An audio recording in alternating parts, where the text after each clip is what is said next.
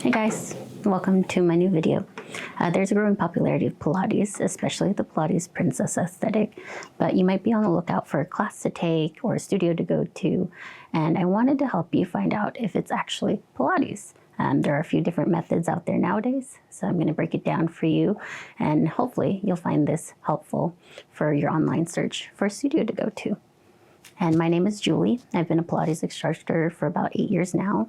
I've had my own studio for going into my 4th year, and I wanted to help you guys find out a studio that may fit you and your needs and your goals. So if you found this helpful, feel free to let me know by subscribing and liking the video and commenting anything that you'd like to know in the future. Here are a few ways to find your specific type of Pilates based off of your interest and history. These will be based off of the core Pilates principles, which is concentration, control, centering, precision, breath, and flow. And then also the individual characteristics of each studio and how to find them based off of your online research, which will help you basically narrow it down into an easier way before going into the studio or paying them to book into a class that is not actually what you're looking for.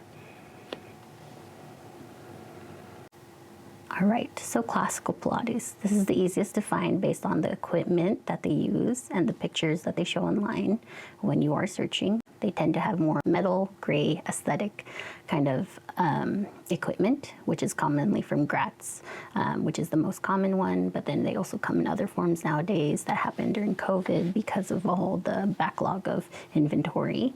Words that you will commonly see are classical, Gratz, traditional, Romana, which is a teacher training that's done.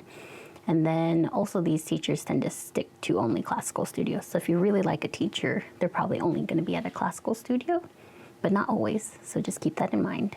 Class sizes in these studios tend to average at around 3 or more. That's here in the city.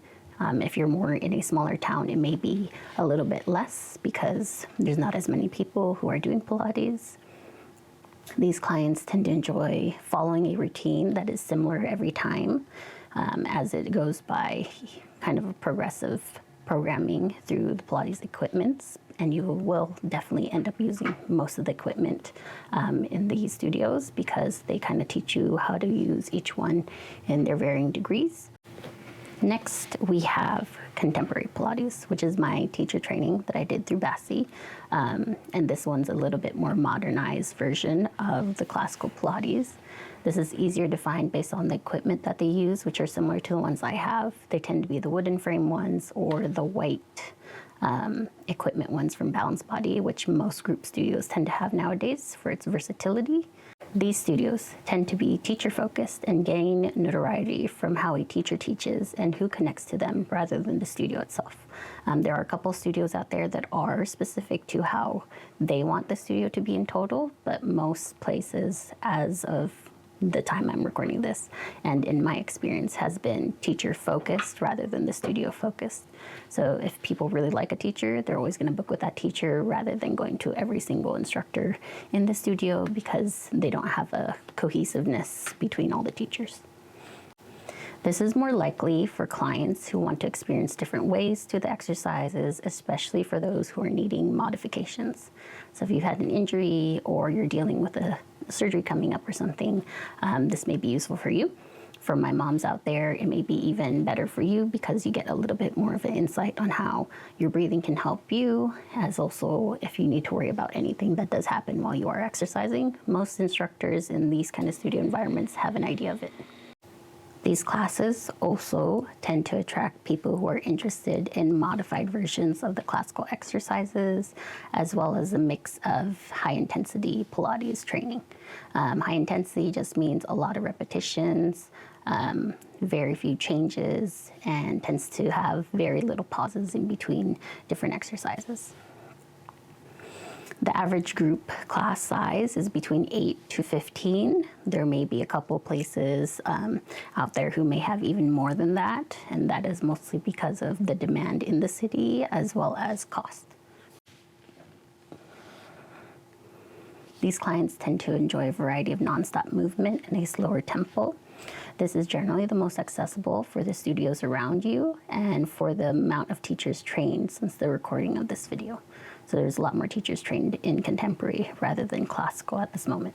Now we have Legree, which is done on a megaformer, and there's a couple different brands of megaformers now, but Legree, just like how we say Vaseline rather than petroleum jelly, is one of those things. It's just a brand name that is kind of universally used now.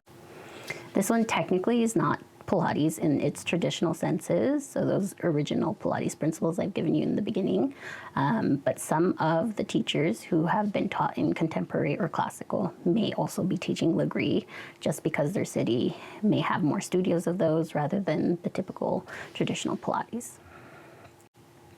These are easiest to find based off of the look of their equipment. They tend to have more of those black, heavy looking equipment that kind of looks like a weird contraption that's on the floor. Some of them also move, kind of like how Peloton can adjust your spring weight on your cycle.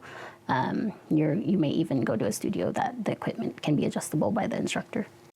Take note that some of these teachers may not be trained in any other method and only train through the Legree method. But if you are lucky enough to get an instructor who is trained in Pilates also, then you might actually have a more enjoyable experience. These teachers also tend to be focused on high intensity versions of Pilates, as well as a mix of weightlifting and other exercise forms that are similar to the high intensity format. Currently, these classes and studios for Legree method tends to attract more of the 20 to 30-year-olds who are looking for that slim, strong physique aesthetic. And the average class sizes from what I've seen so far has been between 15 and more, depending on the city, as well as that is a little bit more cost effective for clients because it's not as expensive as traditional Pilates.